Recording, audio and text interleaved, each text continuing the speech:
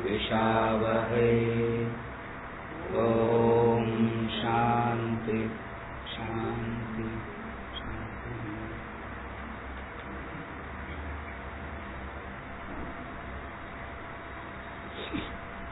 Chapter 3, verses 26 to 35.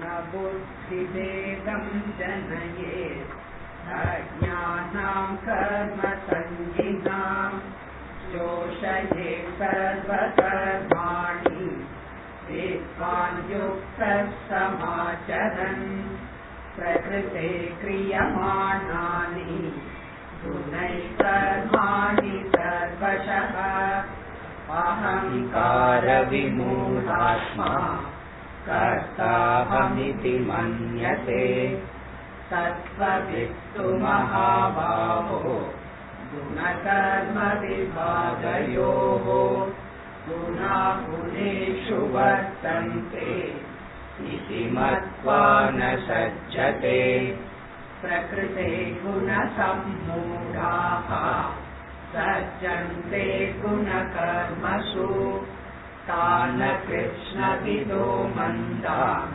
कृष्णविन्न विचालये मयि सर्वाणि कर्माणि सन्न्यस्याध्यात्मचेतसा निराशीर्णे ममो भूत्वा युध्यस्व विगतज्वरः ये मे मतमिदं नित्यम् अनुतिष्ठन्ति मानवाः श्रद्धावन्तो न सूयन्तः मुच्यन्ते तेऽपि कर्मभिः ये ते तदप्यसूयन्तः नानुतिष्ठन्ति मे मतम् सर्वज्ञानविमूढांस्तान् विद्धि नष्टान चेतसः सदृशं चेष्टते स्वस्याः प्रकृते ज्ञानवानपि प्रकृतिं याति भूतानि निग्रहः किं करिष्यति इन्द्रियस्येन्द्रियस्यार्थे रागद्वेषौ व्यवस्थितौ तयोर्न वशमागच्छेत् तौ ह्यस्य परिपन्थिनौ श्रेयान् स्वधर्मो विगुणः परधर्मात् स्वनुष्ठितात् स्वधर्मे निधनं श्रेयः परधर्मो भयावहः।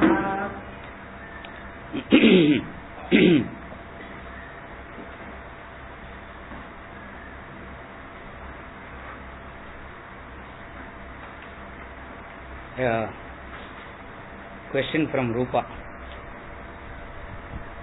Actually, I don't know what the question is, but she is saying, last week in the discourses, please revise. If you are going tell me. I don't remember what I said last week. Last week I gave two examples. In the course of the discussion, I gave one example is Buddha leaving the family and going away. For he felt it as the cage. Some others don't feel it as a cage and they are comfortable in it. He felt that as a cage and he walked away. First example. Second example is a statement made all of them.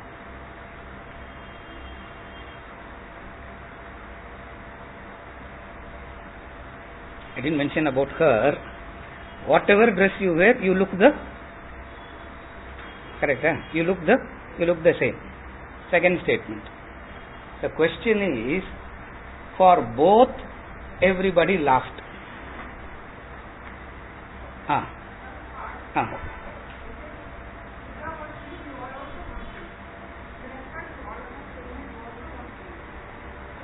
Correct. Buddha also wanted to leave. See, Buddha also left. You also want to leave. But in the case of Buddha wanting to get out of the cage permanently, in the case of an ordinary person, shifting from one cage to another cage. It is not wanting to leave the cage as such. This is what we also want to shift, but we move from one cage to the other cage. Like the school, like the child going into the school happily in the morning because leaving the cage of the house, and evening when the whistle is blown, again the child leaves the classroom happily because freedom from that cage and going into another.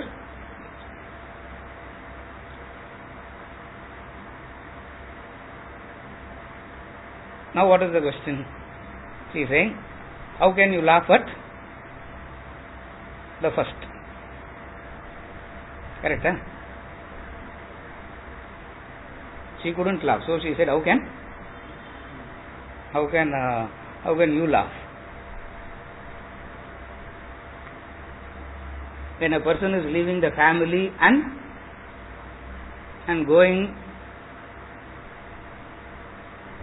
and we are sitting and laughing at that man.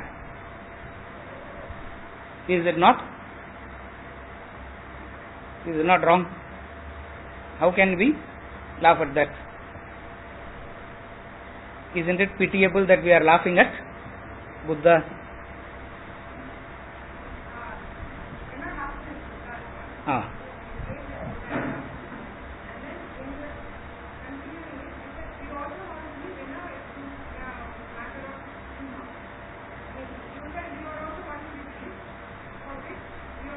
Yes, correct. Correct. Yes, correct. It is pitiable. We are not able to live in that. For that moment, it was an acquired objectivity that made everybody to laugh at themselves. Classroom is a place where there is an acquired objectivity. So, because of that acquired objectivity, I am able to laugh at myself. As soon as I leave the class, the acquired objectivity is gone. It is pitiable that we are able to laugh at it, but we are not able to leave the cage. We laugh because that period is an acquired.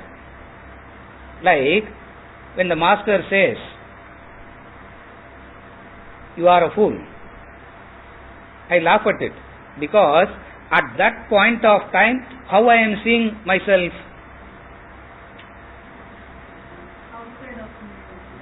How I am seeing myself. Again I repeat. The master looks at me and says, you are a fool. I will not turn back and say, who are you to? I laugh at it. Why? At that point of time, how do I look at myself?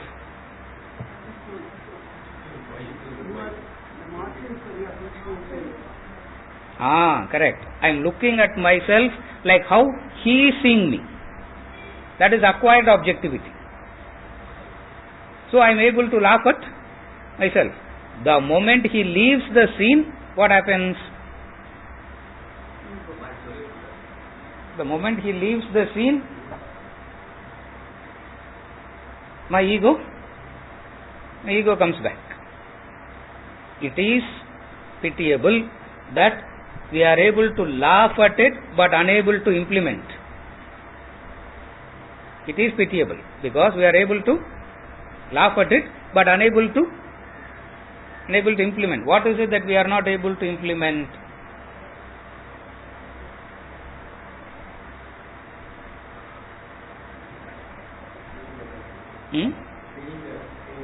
Yes, leaving the cage. We are not able to We are not able to leave, we are not able to convince ourselves that everything is a cage and I have to get out of it.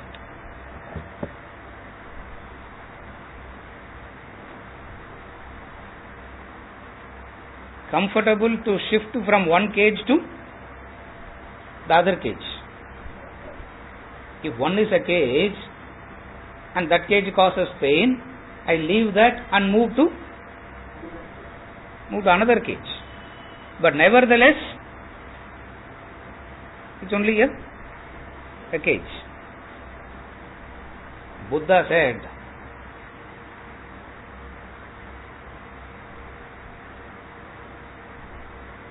let me walk back into the world without losing my freedom. I relate as an ignorant person, I relate with the world having lost my freedom. Buddha says, first I will gain my freedom. We are able to appreciate it. We are able to respect the one who has attained freedom. We are even willing to prostrate. We are willing to serve. But one thing we are not ready to do is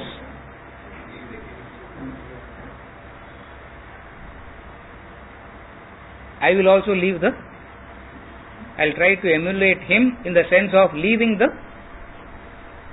cage.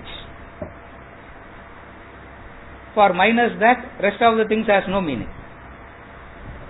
If I am not willing to leave the cage, rest of the things I do has no meaning. When I say it has no meaning, means it becomes another desire hidden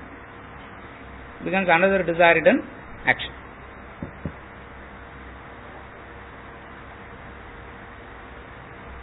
When she asked me last week, should I ask in the class? I said ask, because I wanted to say about this acquired objectivity. Classroom is the classroom. The presence of the master is an acquired objectivity, because vicariously I see like how he sees. I vicariously live like how he lives for a period of time. That is why he can make the most insulting remark about me and I can still laugh at it. A new person coming in, he will feel very offended. He will feel very hurt. Why? Because that acquired objectivity, he still has to come for some more time to at least be objective in the classroom. The beauty of this knowledge is it makes you objective to your own self, even if it means temporarily. You get the taste of it here, you enjoy that, you get a taste of it, you are inspired to become that always. Otherwise, how can you laugh when you are insulted? I can't say it is because of respect I am laughing. It's not because of respect. It's not because of devotion. It is because of that acquired objectivity. Just as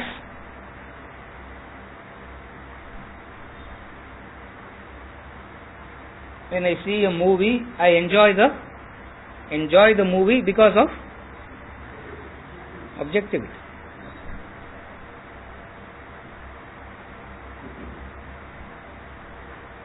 The difficulty with this acquired objectivity is it can get into the memory and make me believe that I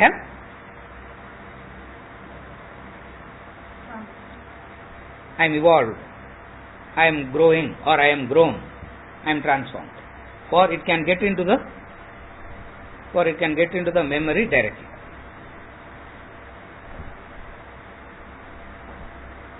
Tapas will make sure that we are not carried away by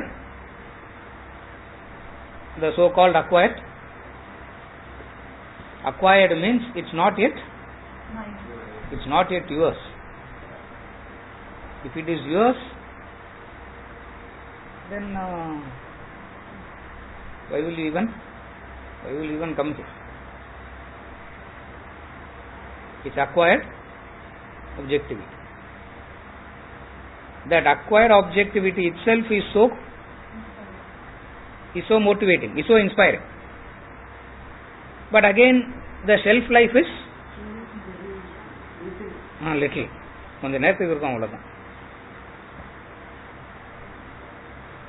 That is why, carefully follow. When you philosophize to someone, whether the other is inspired or not, you get inspired. Correct? Huh?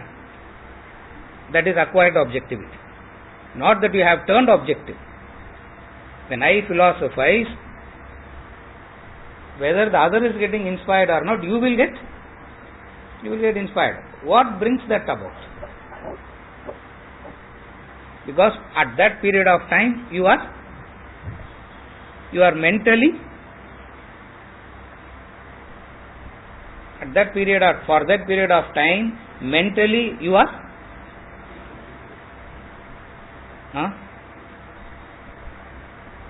for that period of time, mentally what are you doing? You are living that.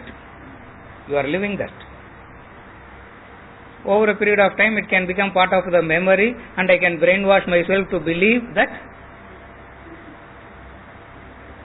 what Gautam Buddha and Ramana Maharshi got it with lot of tapas. I got it. I just got it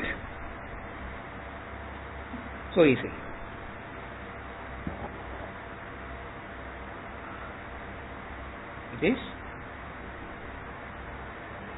It's temporary. It is acquired.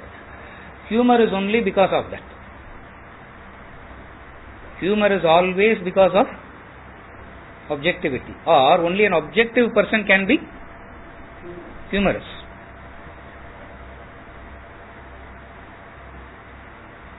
That's why you find Krishna all the time laughing, because objectivity brings about this humor. And there is something called Sikh humor, no? Where one fellow is beaten up by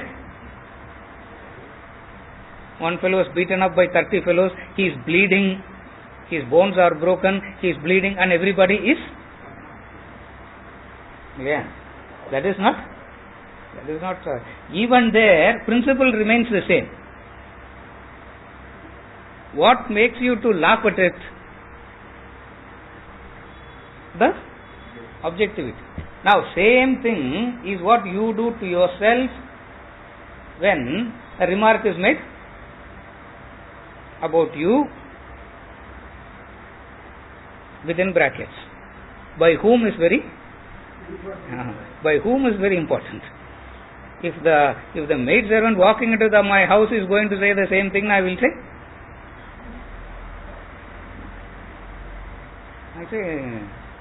get out.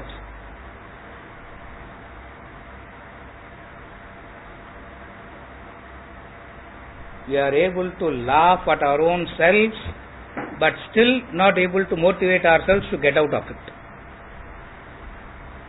That is pitiable. So when I go back, I need to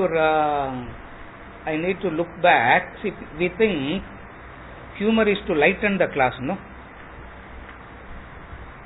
Such a poor understanding of humor is not to lighten the class. Message is conveyed only in humor. Message is conveyed only in humor. Humor is not to, philosophy is getting very terse, very heavy. Everybody is in the verge of yoga nidra. So to wake them up, give them humor to lighten up. What is the sign of evolution? The sign of evolution is you can laugh at your own self. It's a sign of growth. when I can laugh at my own iniquities. That is why an objective person is cheerful. You can call it cheerful, you can call it humor. Both are one and the same. By nature he is so cheerful because he is so objective.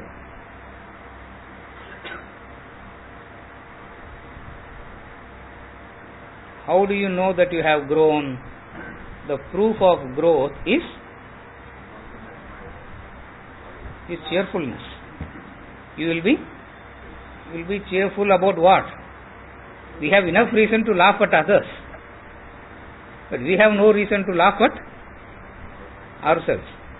Philosophy holds the mirror and say, laugh at yourself. When you can laugh at yourself, you are. That's why the proof of growth is you laugh at your own self. The friends meet after 20 years, reunion, and they all sit together, laugh at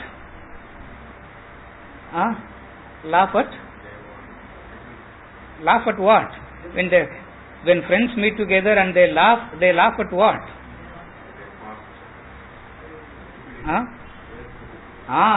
The pranks of their past.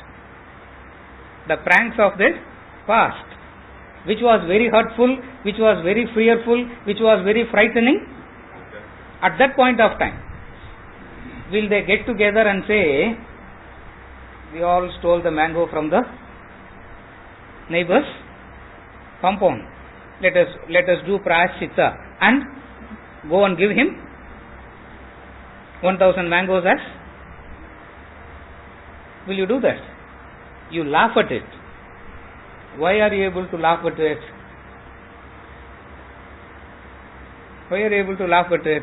Because you have grown. So from this what you understand? The sign of growth, the proof of growth is yes. You grow up. When you grow up, you laugh. Opposite of that is you punish yourself, or opposite of that is you punish yourself. If you are continuously punishing yourself, no, you have not it. It's exactly like the friends getting together and saying, we'll go and give 1,000 mangoes back. They go and see that man is dead. What to do now? Give one golden mango to. You do all that, you are still at the level of the childhood only. The proof of evolution is growth. That is why philosophy is laced with humor. Why it is laced with humor? Is because an objective person by default will be humor. He will not make an effort to learn. Humor is not a standalone comedy. Nowadays that is also there. No standalone. In 45 minutes the fellow cracks one after the other. After 15th minute it gets. At the 15th minute it gets so boring. If you are laughing at it enough, 15 minutes you didn't hear. You know that? For 15 minutes if you hear, you can't laugh. But then the humor that we are talking about is not that humor. How many have seen standalone comedy shows? நீங்களாம் பார்த்ததே இல்லையா? சும்மா கை தூக்காம இருக்கக்கூடாது. I can understand why I am doing, because I don't have any work. I can understand Rupa doing, because she also doesn't have. She also doesn't have any work. Prasad, Middle East you are supposed to work. Stand alone. Continuous humor. 15th minute it gets it gets stale, it gets monotonous, if you have to get the humor back, you have to see it 3 months later. That 3 months of gap. You listen to a wise man, the same joke, you can still return. 45 years he still repeats the same joke, and you are also listening to it for 45 years, and still you can laugh. I used to go back. These are all I reflect. We used to go back and think, what is it in it that makes people to laugh, even though you know that this is a joke that is going to come. What happens at that period of time? The philosophy elevates you to a level of objectivity. So everything about you can laugh.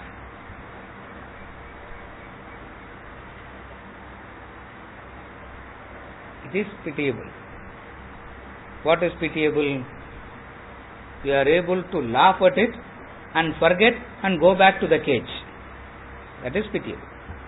We are able to appreciate it. That's why we are laughing. But we are not able to take the effort to get out of it. In the name of getting out of it, I shift from one cage to another cage.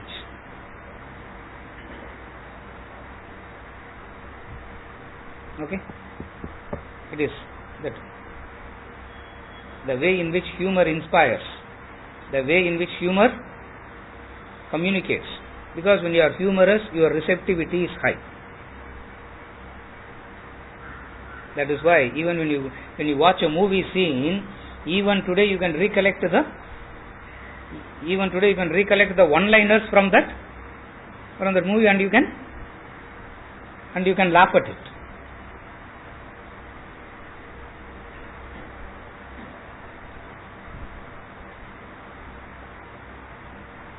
The proof of growth is you can laugh. Very serious, na? Very serious, na? You can't laugh.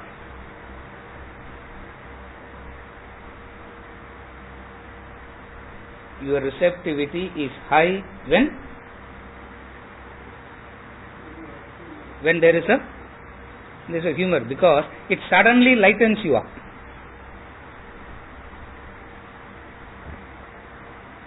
When you are lightened up, whatever is said,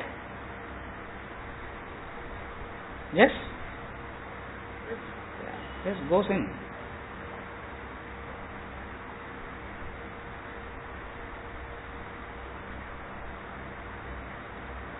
But what is pitiable?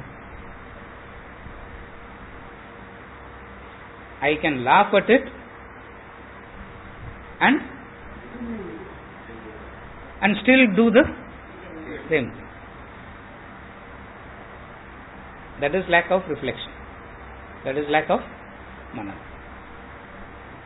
Clear?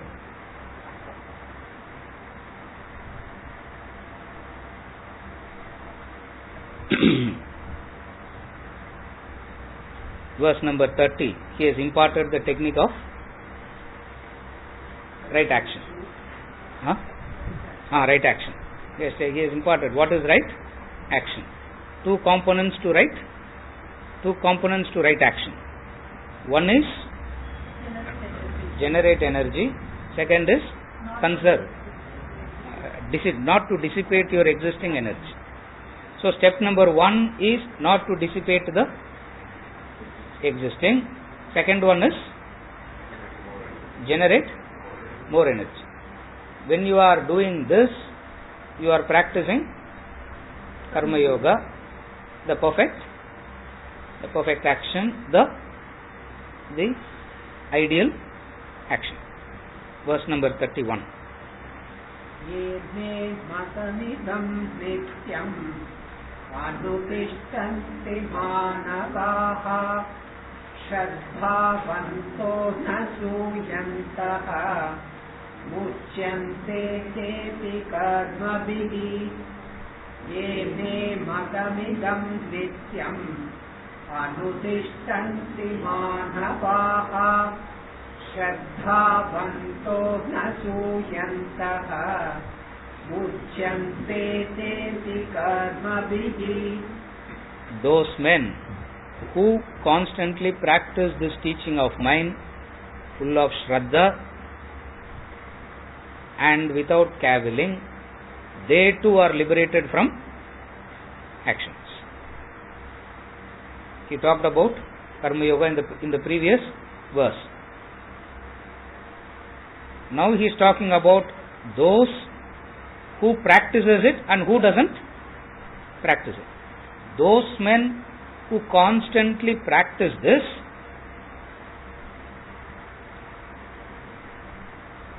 how do you practice it?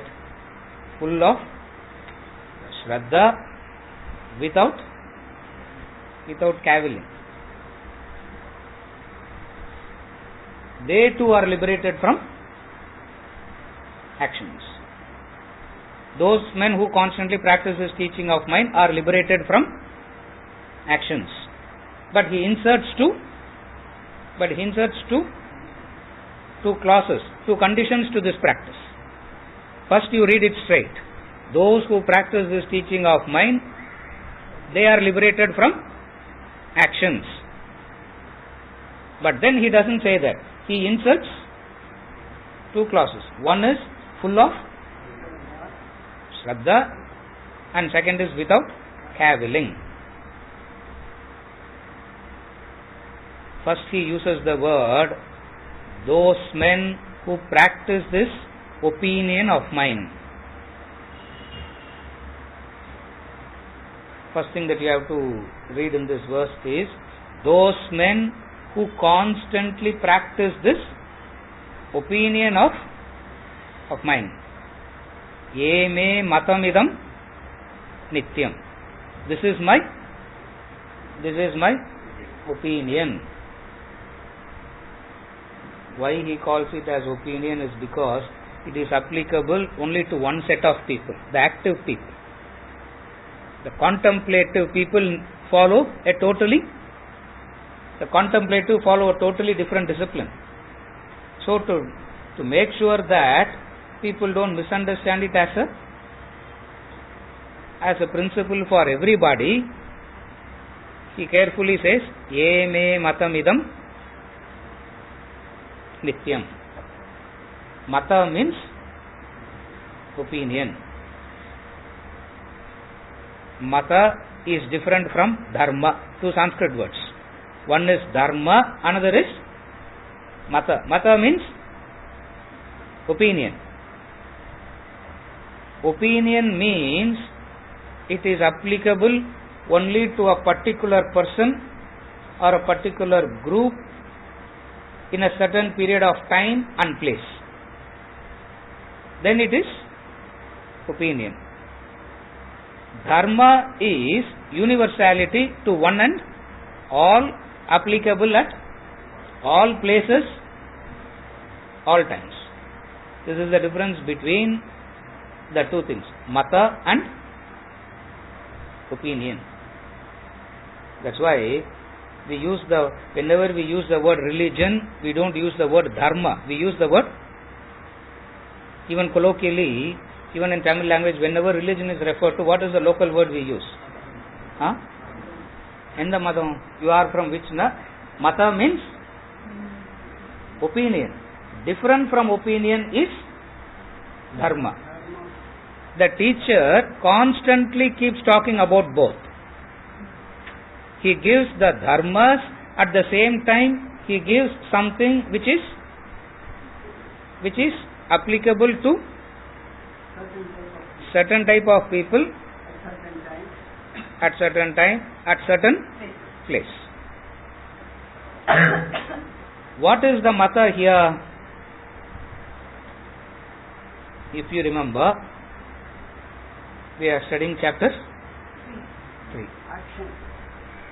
என்ன chapter படிக்கிறோம்? chapter 3. Very first verse he says, Arjuna said, should I act or should I renounce? For which he says, there are two types of people, Arjuna.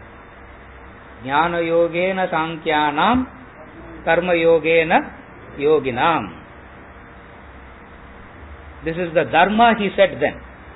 Jnana yogena sankhyanam, karma yogena yoginam is the dharma. Now he is talking about karma yoga, as though it is 100% applicable. Somebody else listening to it should not start practicing it if he is of the Sankhya type, contemplative type. So to make himself clear, don't worry, from the student standpoint, it doesn't really make any difference. Whether he says opinion or he says dharma, both doesn't make any difference. From his standpoint, he wants to make clear, he wants to be clear, he wants to be very specific. What I said then is dharma, what I am saying now is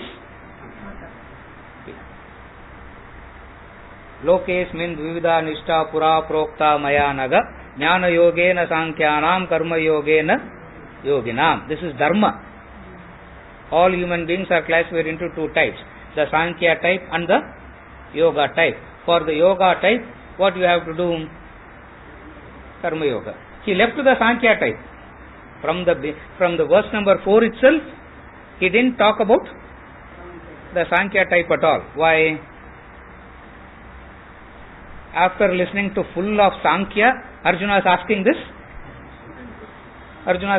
question. Supposing if he didn't say anything and if Arjuna is asking this question, it is meaningful. After listening to the entire Sankhya type, after listening to everything, and the person turns back and says, okay sir, idella right, what should I do? What should I do now? Abdinna, what will you say? Whatever you think is right, you do. I only said if that person has heard rightly, this question will not come at all. So Arjuna has asked this question. What is the question? Chapter 3. Should I act or should I renounce? Should I take to the path of knowledge? Knowledge means renunciation, or the path of action? Tell me clearly. He put one condition. Tell me clearly. Now he has said it very clearly. Anutishtanti manavaha. Whoever practices this, eme matamidam nityam, this opinion of mine.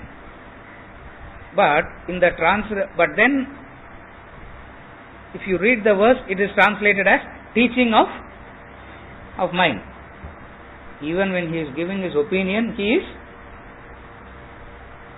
is teaching only. For he is not going to waste his breath giving opinions. We keep wasting, we waste our breath giving advices, which is, even when he is giving an opinion, it is correct. It is known as the teaching. But then when you look at the commentary, he distinguishes between the two. What is the two?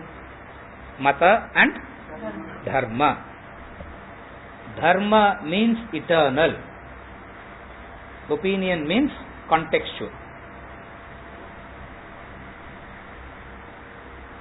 Dharma means universal.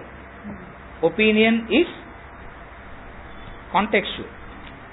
Anything that is contextual is because when the context changes,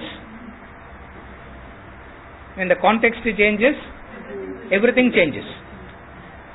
Dharma is that which is unrelated to any specific context. It is that which is applicable in all contexts.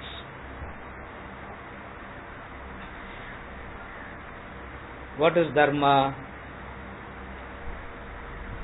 You are the self is Dharma. It's not an opinion.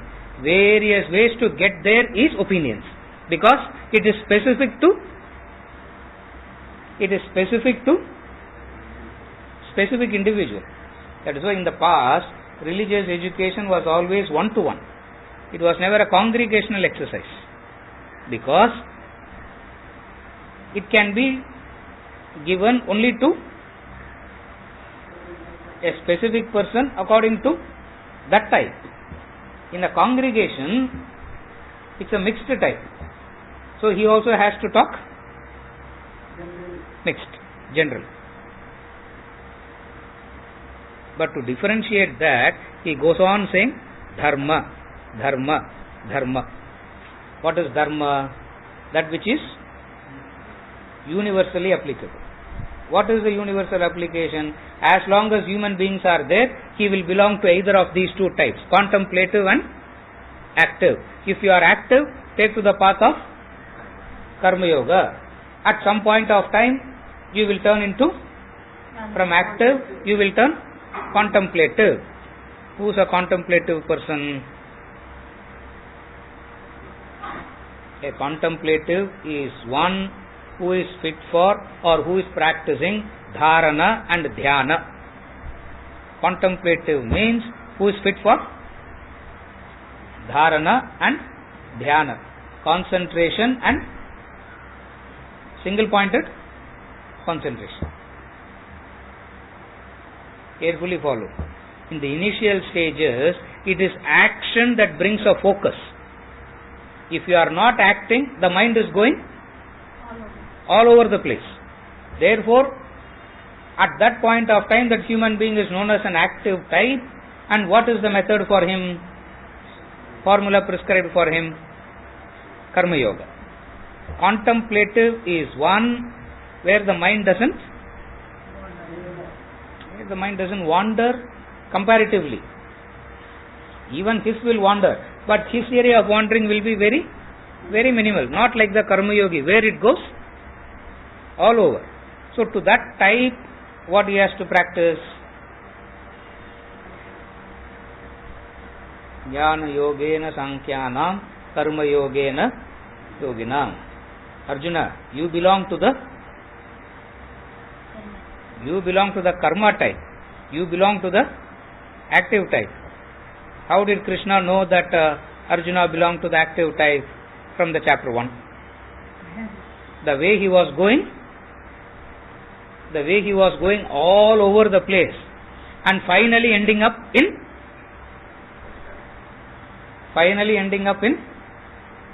despondency. Finally ending up saying, I am confused. But 5 minutes back you gave such a wonderful lecture. Active type is this. For that active type, what is the method practiced? What is the method that is prescribed? Karma Yoga. And now how to do that Karma Yoga? Are you okay till now? For the active type, it is Karma Yoga. Now how to do that Karma Yoga? 2 conditions. One is Shraddha, another is without cavilling. Shraddha is intellect. Cavilling is devotion, the mind. Shraddha is at the level of the intellect. Cavilling is at the level of the mind. See, what is cavilling? Who laugh at it, who finds faults with the knowledge, who find faults with the teacher, who find fault with the message. This is cavilling. Again I repeat, cavilling means belittling. Belittling what? Finding fault. Make a mockery of the knowledge. They lack devotion. Laughing at it, or finding fault. Either lack of devotion for the teacher or for the message or a combination of both. That is why the first thing you do when you see the teacher is to prostrate, because you say, indicating your respect. That's why when you see the teacher, the first thing you do when you see the master is, you don't shake hands, you go on prostrate, because prostration is an indication that you are respecting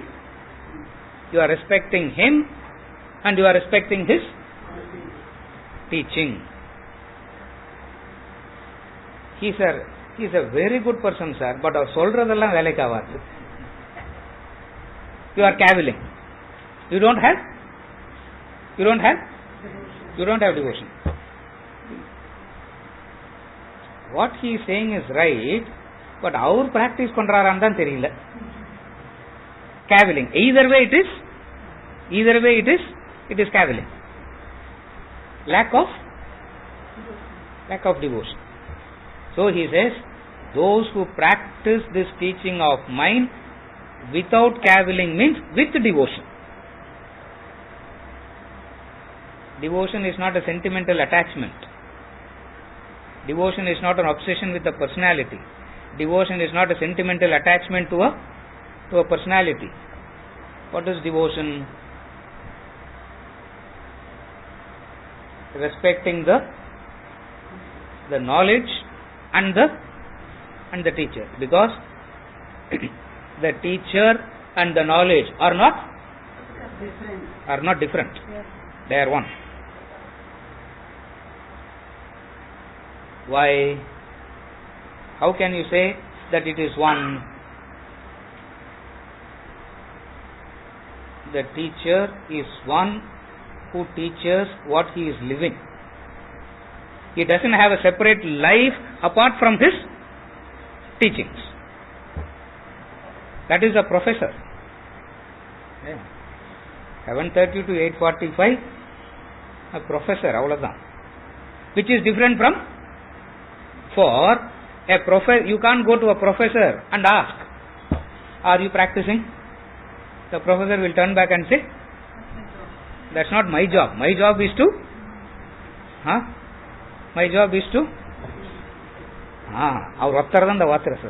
I like Subramaniam for that only. Only he says that word. Sathama solungo. Profess. He is the only man who professes. Professors na? Professors na? Solungo, Subramaniam. Now he is turned diplomatic. And now he doesn't want to say the truth. Professors na? Teaching without practicing. Correct. Teaching without practicing. Na, he is a professor. He is a scholar. He is a pandit. Avladhan. Correct. Vis-a-vis a teacher. What is the difference? What he is living is what he is teaching. What he has experienced is what he is communicating. In that sense, the teacher and the knowledge are one and the same. They are not different. Therefore, you respect him, you respect the knowledge. You respect the knowledge, you respect him. Both are one and the same. Simple example I will give you. Here is a Ramana Maharishi, and then next to him is a professor who knows everything about. Okay, consider this. Sarvapalli Radhakrishnan and Ramana Maharishi. When you have a problem, who will you go to? If you are wise, who will you go to? Who will you go to? Ganesh. Ramana Maharishi only. Why? Because he lives it. Whatever he lives is what he is. Now, a philosophy professor need not 1.5 hour discourse he can give about Maya. He can give the etymological meaning, he can give the philosophical meaning, he can give the 10 different interpretations of Maya, go out of the classroom, victimized by the same Maya. Na? You pity only, you pity him. You feel like telling him without cavilling. You feel like telling that professor, உங்களை பார்த்தா ரொம்ப பாவமா இருக்கு. And you should feel pity looking at a professor. You should feel pity looking at the professor. You should feel compassionate, sympathetic looking at the professor. Shankaracharya felt compassionate, sympathetic looking at the professor. Came out Bhaja Govindam. Now are you able to understand? He was compassionate. He was sympathetic to that professor. Out of that sympathy, out of that affection came out Bhaja Govindam, Bhaja Govindam, Bhaja Govindam. Udamade Samprapte Sannihite Kale. Because he saw the wise man, not so wise man. The old man still professing to know.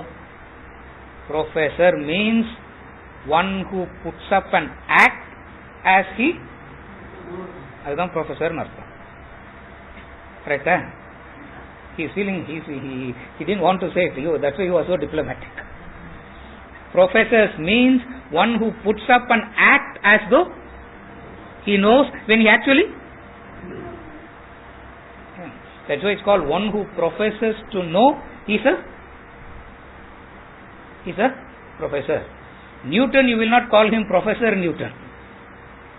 You will not say Professor Einstein. No. You will say. But then, who has studied Newton and got a PhD? Professor தானா? என்ன clarity ரவிக்கு? Cavilling means respect for the teacher and respect for the teaching, because both are one and the same.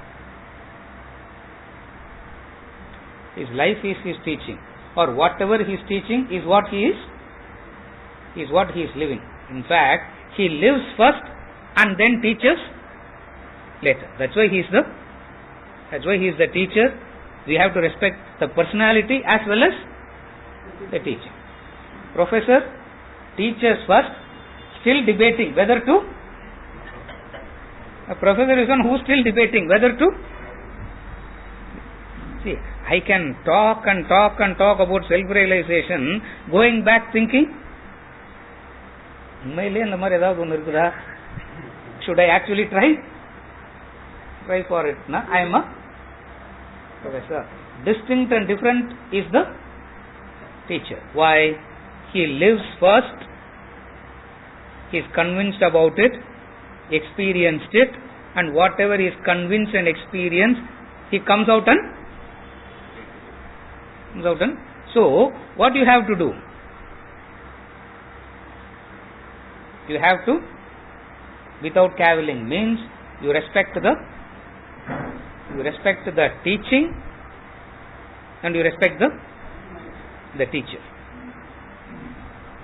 Opposite of that is finding fault with it. Finding fault with it means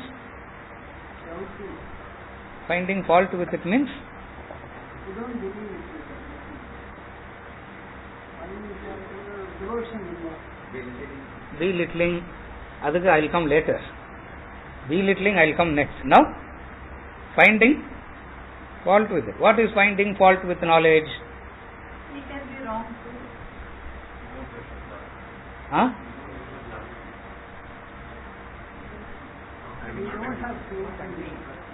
Finding fault means, she is right. You can conceive the possibility that he can be wrong also. Devotion says no, he can never be wrong. Full stop.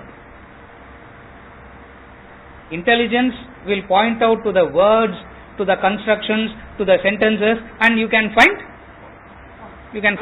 fault. Devotion says You can never be wrong. Guru means, devotion means, he is incapable of being wrong. That's why he says whatever he does is good. He is abusing, it's good. He is praising, it's good. He is murdering, it is good for the murderer. For the fellow who is getting murdered, it's good for that fellow first.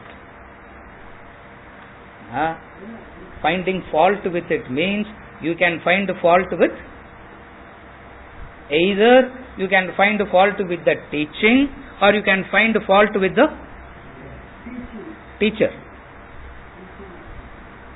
Teaching or either way you lack devotion. Opposite of that is, that's the student, that's the Shishya. Shishya understands this. He is incapable of, he and mistake doesn't coexist. For whatever he does is right. I am incapacitated to understand. That is devotion. Devotion is a recognition of one's own incapacity to understand. That's all devotion is. You follow? Opposite of that is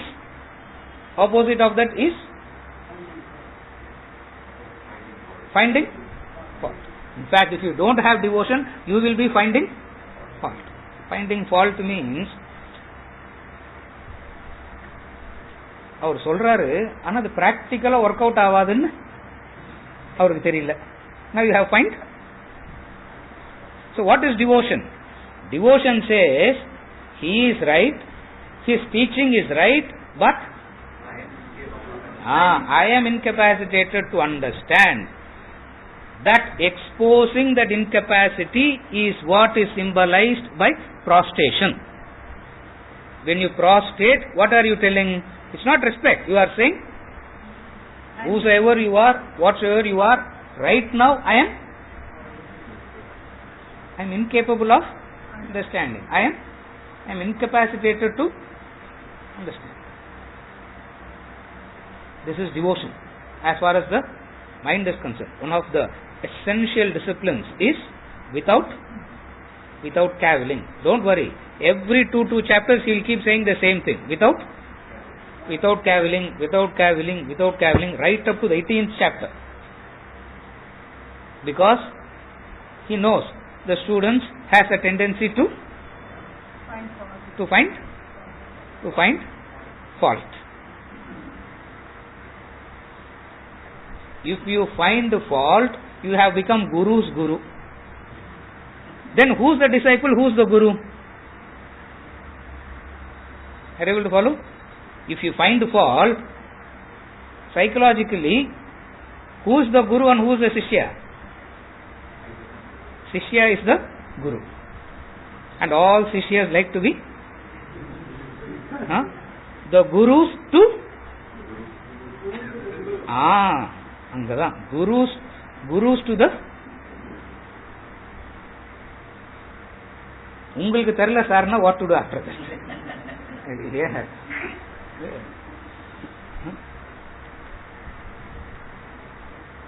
In every field he knows.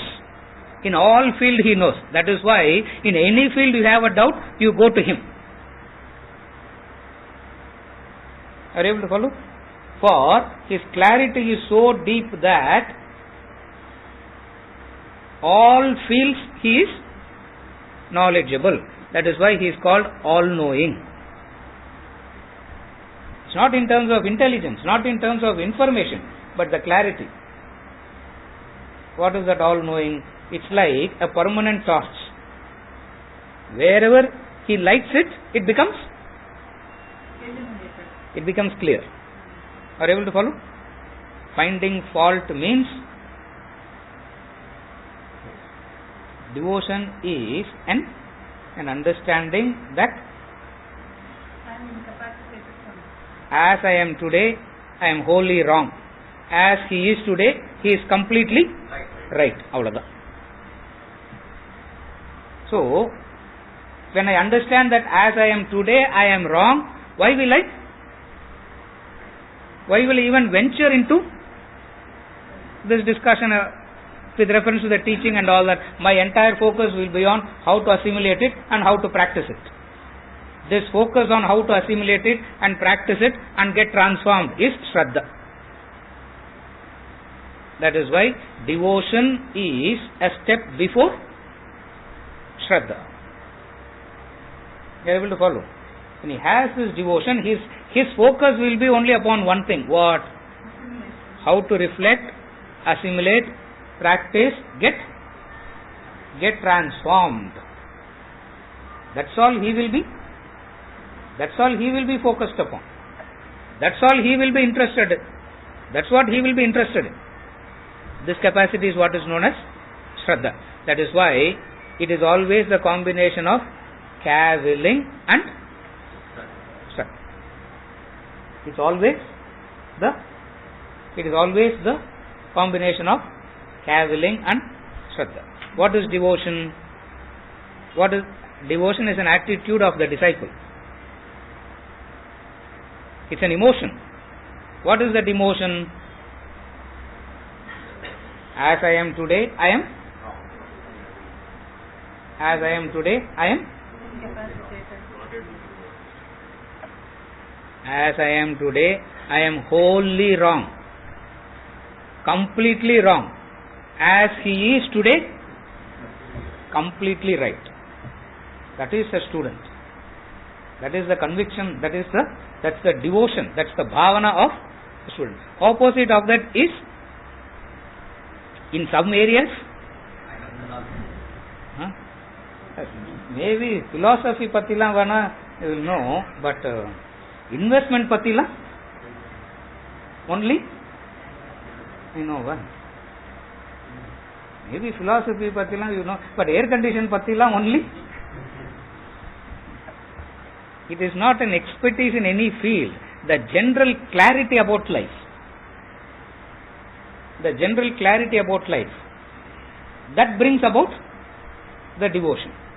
Second thing, as I am, first thing is, without cavilling, an example.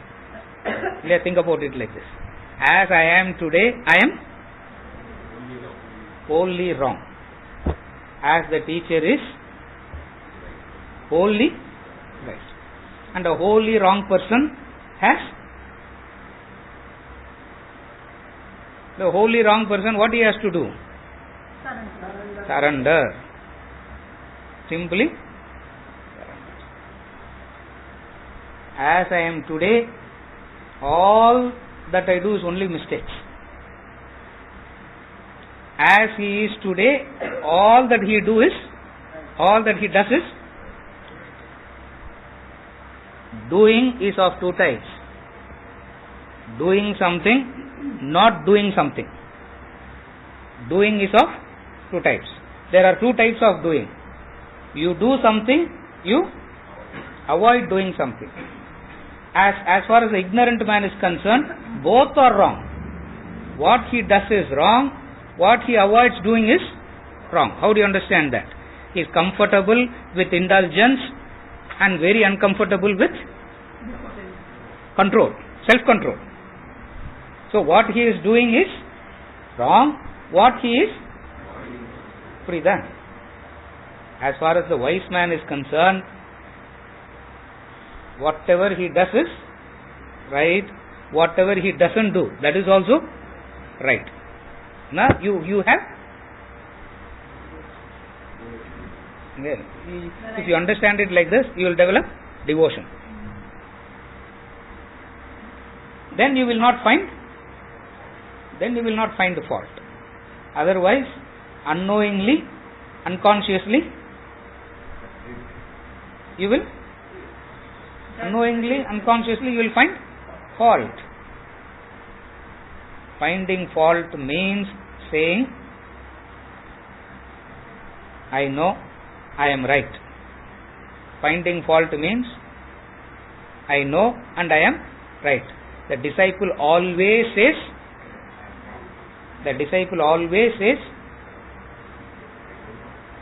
You know, you are right. Comparison to that? That person is not cavilling. This is what is meant by without cavilling.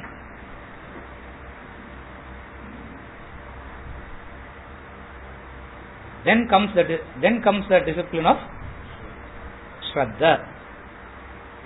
Then comes the discipline of Shraddha. What is Shraddha? Capacity of the intellect to reflect upon the teachings, assimilate it, understand it, make it your own till it brings a transformation. This entire process is called Shraddha. Starting from Shravana to Manana to Nididhyasana, all forms part of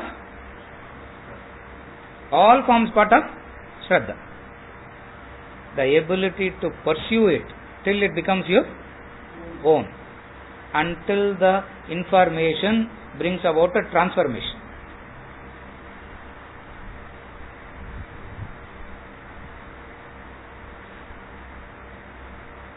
இதெல்லாம் கமெண்ட்ரியிலே இருக்கு. நான் கமெண்ட்ரியிலேருந்து படிச்சுட்டு இருக்கிறேன், அவ்வளோதான். புக்லேயே படிக்கலாம். You don't have to worry about. நான் கமெண்ட்ரியில் இருக்கு. I am reading only from the ability to only difference is by heart பண்ணி சொல்றான், அவ்வளோதான். the ability to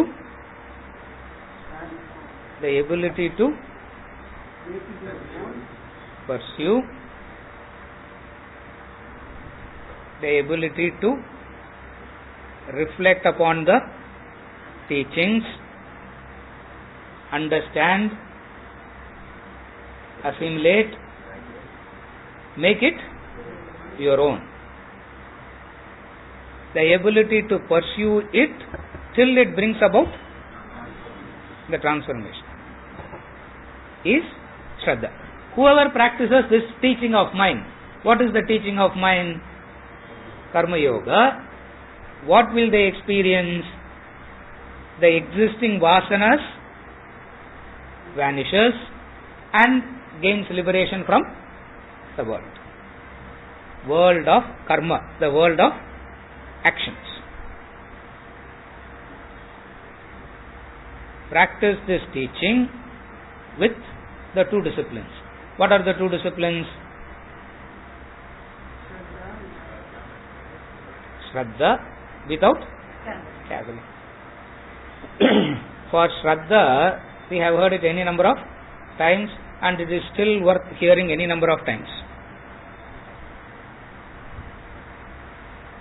Shraddha has no equivalent in English, he says. Shraddha has no equivalent in English. Two definitions is given. One is the mystic, Joel Goldsmith. Another is Rabindranath Tagore. Joe Goldsmith defines faith as belief in a thing which I do not know until I come to know what I believe in. Tagore said, the bird that feels the light and sings while the dawn is still dark. He says, combine these two, but still you will not get Shraddha, because it means much more. Colloquially we say, no, whatever you do, do it with Shraddha. Whatever you do, do it with Shraddha.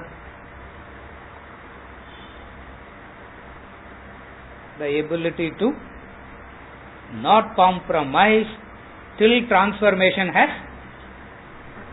happened. When you practice this teaching of mind with these two disciplines, they too are liberated from actions. They too are liberated means there is another way for liberation. What is another way for liberation? Jnana Yogena Sankhyanam. That's why he says they too are liberated. Those men Now read the verse. Those men who constantly practice this teaching of mine, full of Shraddha and without cavilling, they too are liberated from actions. Bondage is action. Bondage means slavery to action.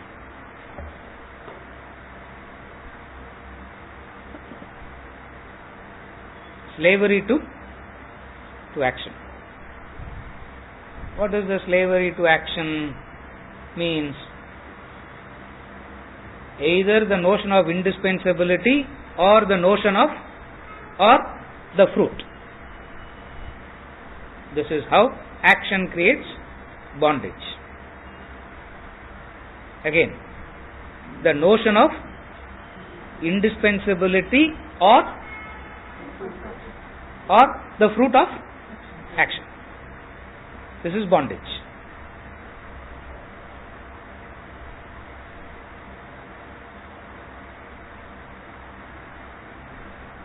Bondage means you are never free to live apart from the influence of your vasanas. You are never free to live, you are never free from the influence of your vasanas and actions. What vasanas does? It confines you to a constricted life, which is the cage. Ignorance is getting convinced that cage is a protection. Again I repeat. Ignorance is the conviction that cage is just as the bird in the cage believes that it is well protected because no cat, no other bird can enter and destroy. Threat to the life is not there. Not only threat to the life is not there, food comes.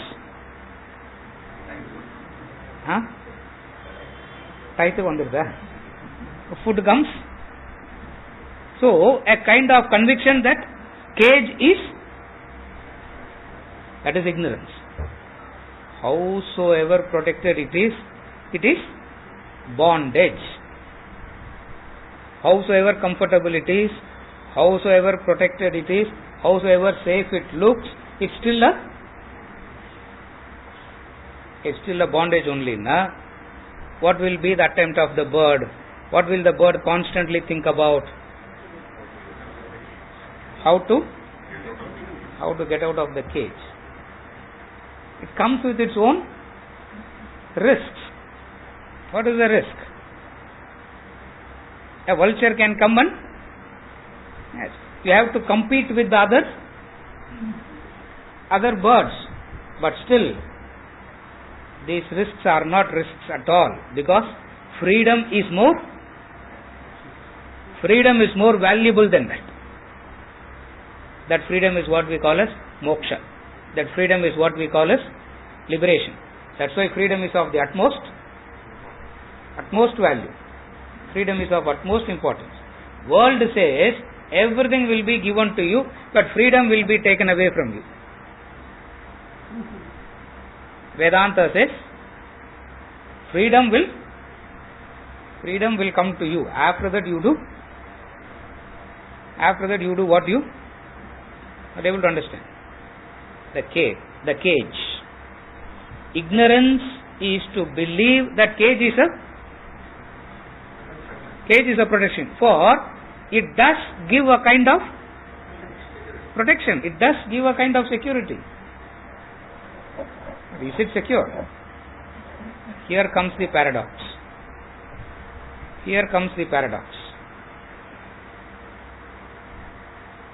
That's why devotion is needed.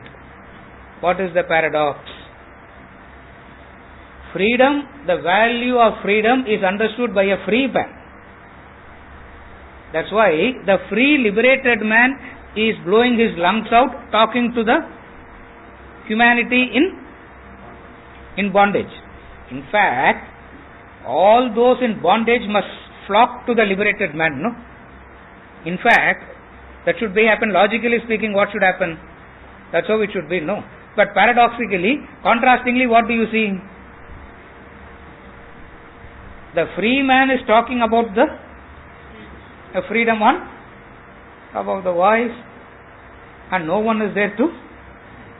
It's a paradox. That's where it gets that difficult. Like always says, no. The importance of intellect is understood by the one who has it. The importance of education is understood by one who is educated. The illiterate man, that's why for college admission, school admission, students are not going first. To know who goes first? Parents goes first. Why? Because the educated understands the importance of. It's a paradox. That's where life is such a paradox. If life is not a paradox, knowledge is not required at all. Animals don't require this knowledge because for them life is not a paradox. For a human being, knowledge is required because he faces life as paradox. What is the paradox? Cage appears to be a safe, protected place.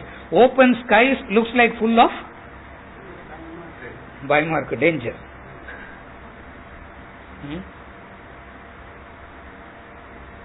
Remember the Panchatantra story.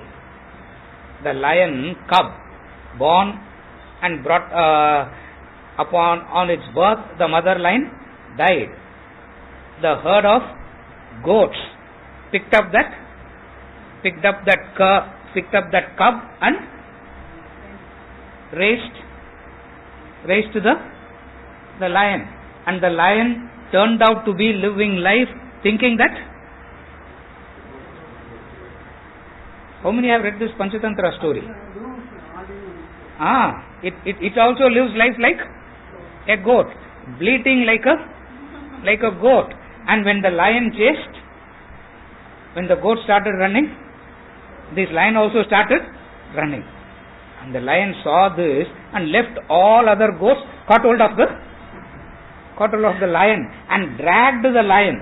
And the lion is bleating like a goat, screaming, crying, leave me alone. It took the lion and showed the reflection in the water, saying, you should roar, not bleat. Should I roar? Lion said, roar. And when it roared, it became lion. You can read the Panchatantra story, you can read the philosophy, but the message is what? Ignorance is a belief that cage appears to be. That's why he says, well settled. I get very irritated. He says, no, like a joke. If anyone comes and says, I am well settled, what? Nothing is settled. It's like the lion bleating like a paradox. Able to understand? Whoever follows this teaching of mine. Yes, Rupa.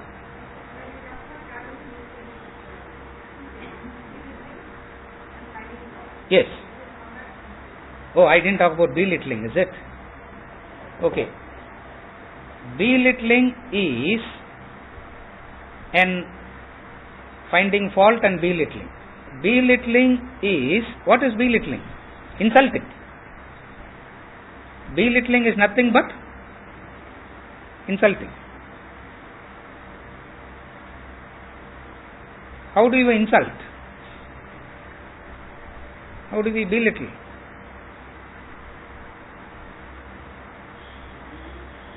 understand it like this. Most of our sympathy is belittling. That is why in the deepest core we always sympathize a wise man. Instead of prostrating and getting inspired, we sympathize, because there is a kind of deep-rooted belief that or நிறைய விஷயம் ஒரு பாட்டில் ஏதோ டப்னு realise ஆகி வெளில வந்துட்டு தவிர வேர்ல்டை பொறுத்த வரைக்கும் he is not so. That's why we have to teach him about the world. This is belittling. Insulting. What is insulting? What is insult?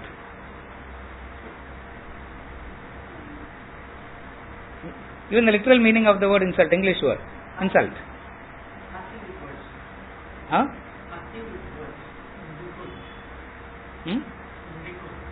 Ridicule. Ridiculing. Laughing. Making fun in turn which hurts. Making fun. Ridiculing. How do we ridicule? How do we ridicule? In order to ridicule a person, you have to first prove that he is ignorant. And in his area of ignorance, he will be ridiculed. Idu kuda theriyada? He is ridiculing, no? So in order to ridicule, what you have to do first? You have to locate an area of ignorance, and then அதிலே போட்டு குமுறி எடுக்கிறது. கரெக்டா Prabhakar? You only sir நல்லா இந்த மாதிரி சொல்லுங்க sir, அப்போதான் புரியும்.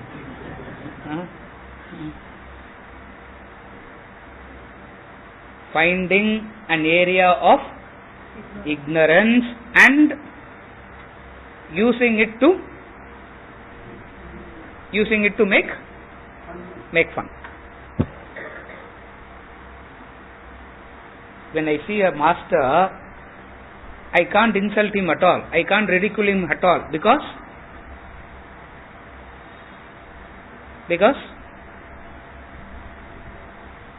there is no area of ignorance. No, he is all knowing. He is sarvavit. Sarvajna, sarvavit. He is all knowing. Therefore we cannot find.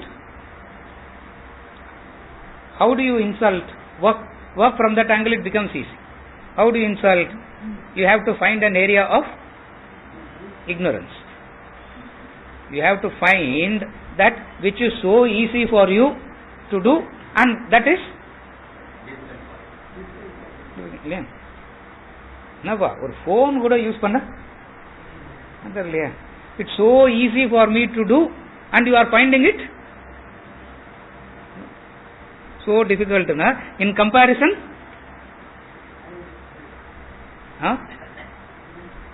I am superior, I am great. When it comes to devotion,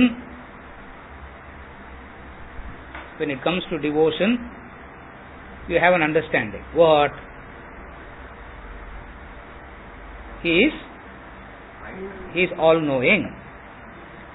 Even when he is asking me something, I have to understand that he is pretending that he doesn't know and he is asking. Not that he actually doesn't know.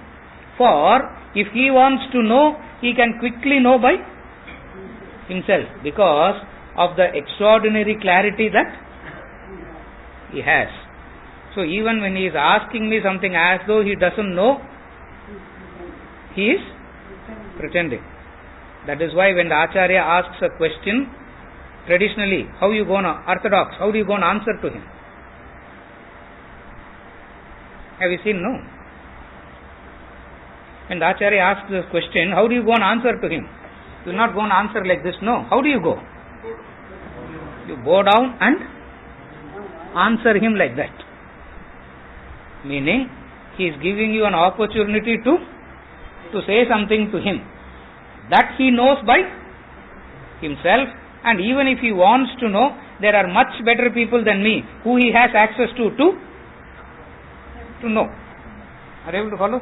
That is why symbolically, one of the wonderful sampradaya, one of the wonderful practice, wonderful tradition, they go on, yeah, that's what they answer, no? When the Acharya asks a question, how do they answer? I have seen it closer, in close circles.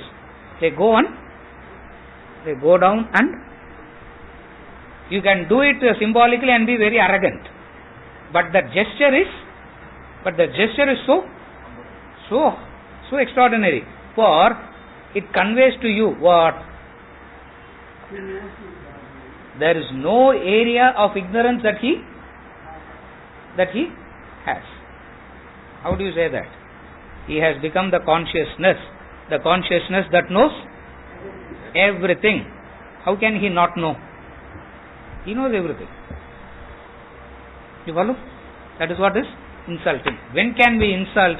We can insult only when something is so. You can insult the other in your area of expertise only. You are an expert in one area and the other is ignorant in that. Only in that area you can insult. When my mother says boil the milk, or when Ranjini says she tells it, I keep standing there looking at it constantly. My mother leaves the vessel full of milk, goes away, 10 minutes later comes back at the right time, she puts it off. Idu kuda panna theriyadanna, it is an insult. How can you insult? Are you able to understand? You have an area of expertise, you have an area of knowledge, and the other doesn't have it. Wisdom is you are sympathetic to the ignorance of the other. You are compassionate to the ignorance of the other. Then you will not insult. Otherwise, the ignorance of other irritates you. That's why you can't be a teacher. When the student's ignorance is irritating, you can't be a teacher. The professor here asked me,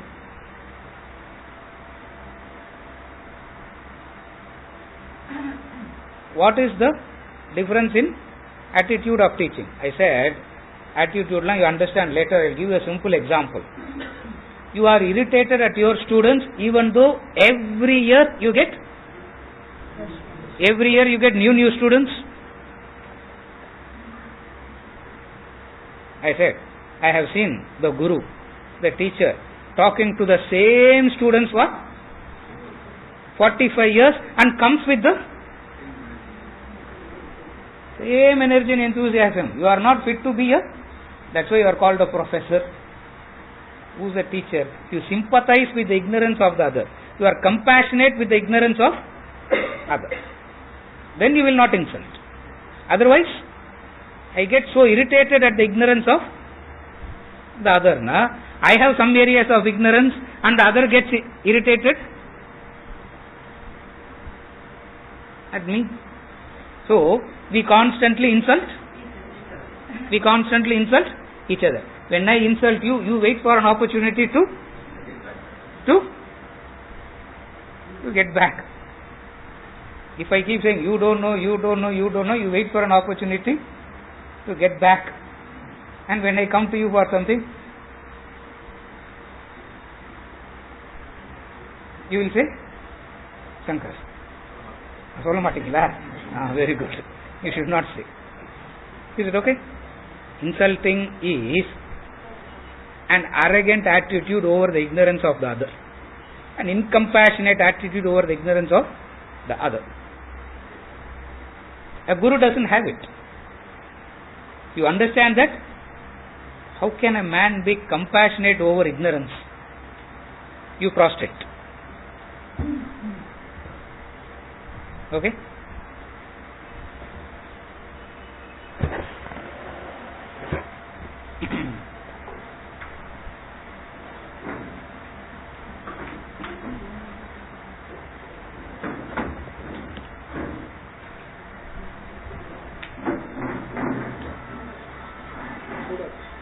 கொஞ்சம்